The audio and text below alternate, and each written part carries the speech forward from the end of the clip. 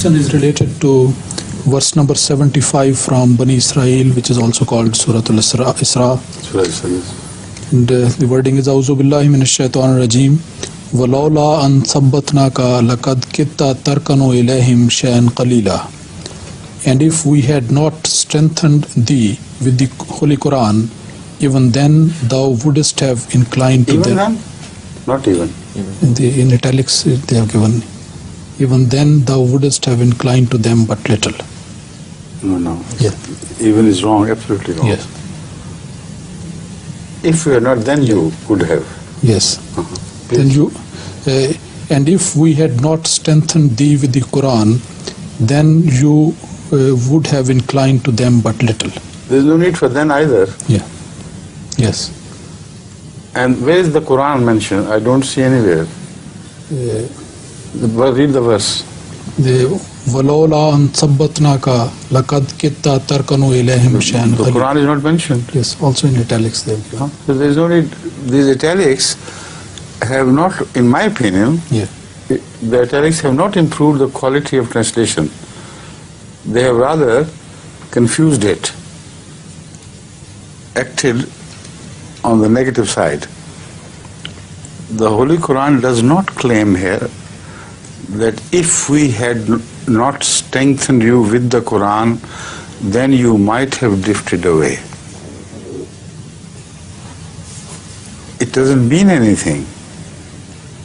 Even before the Quran, Muhammad Rasulullah Sallam could not drift in any other direction but that of God. But to that I'll come later after the translation of this question, and then inshallah I'll explain everything. You have not yet asked the question, you just mentioned a verse, and I'm sorry I started discussing it before the question was framed. Please. And the Holy Quran does not mention the Quran, the word Quran at all. ويضيف حضرته It يقول is the implied meaning, according to the translator, which he is added, honestly speaking, in brackets, meaning that it is implied. But still the reader could be misled because of the implied meaning. Yes, please. She said, I would like to know which period of the life of Hazrat Muhammad sallallahu alaihi wasallam does this verse cover. Also, I would like to know the meaning of لَقَدْ كِتَّ تَرْكٌ إِلَيْهَا. Yes, that's what I thought you would ask. And partly I have already answered. It covers every moment of the life of Hazrat Muhammad Rasulullah sallallahu alaihi wasallam.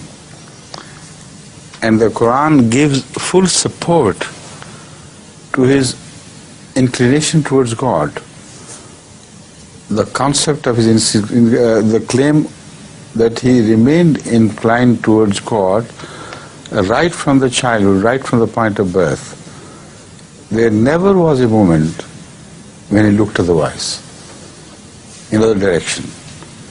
So this verse cannot be interpreted in any manner which is contradicted by the entire life of Hazrat Muhammad Rasulullah sallallahu alaihi wasallam. That's one thing which must be made clear.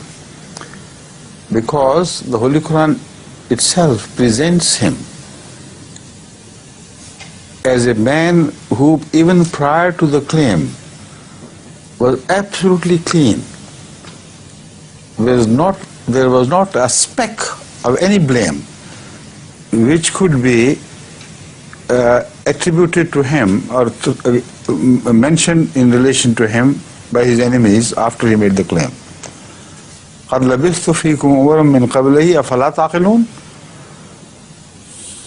So if without the Quran he was inclined to drift away, what does this verse mean at all?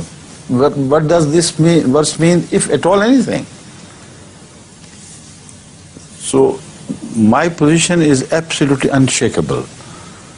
Hazrat Muhammad Rasulullah sallallahu alaihi wasallam remained beyond censure, beyond the influence of his own inner desires, as far as his relationship with God was concerned. He was ever inclined, like Abraham was ever inclined, and that's why he was called Hanifan. So Hazrat Muhammad Rasulullah sallallahu alaihi wasallam was throughout inclined towards God. And again, the verse of Surah An-Nur, speaking of him as the symbol of light of God, also speaks or asserts the same thing. It says, وَلَوْ لَمْ تَمْسَسْهُ نَارٌ. He was ready to flare up into light, even if the flame of ilham had not fallen on him. So this verse cannot be interpreted contrary to the witnesses, to the statements of the Holy Quran mentioned elsewhere, and contrary to his own pure life throughout the period that he lived here. Correct? So what is the meaning? The meaning is that the issue is taken as on principle.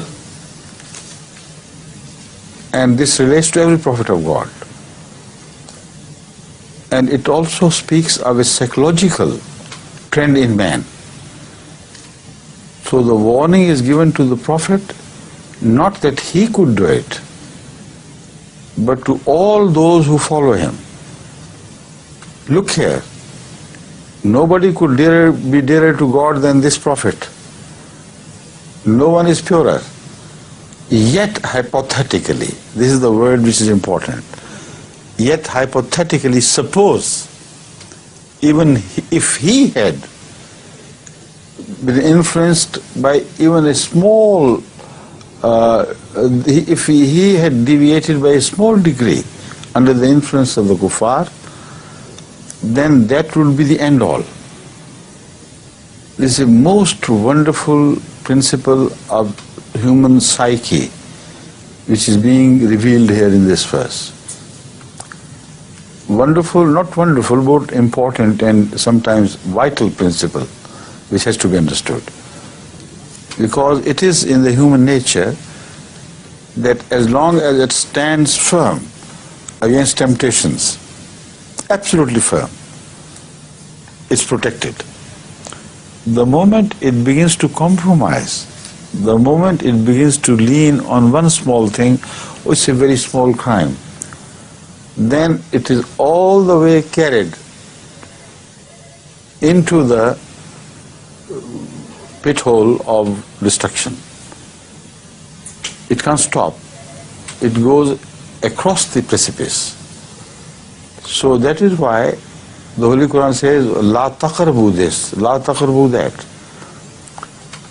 Don't go within the vicinity of that crime, because once, even if you have not committed, once you are close enough to fall under the gravitational pull of that crime, then one faltered step will lead to another and another and another, and the logical conclusion will be reached that you will be no more. This is the message of this verse. So the Holy Prophet is addressed by way of warning to the rest who are smaller, less important to God. If a man so important is not above this fundamental principle of human psyche, if he succumbs to one temptation, he is bound to go all the way down the road. So,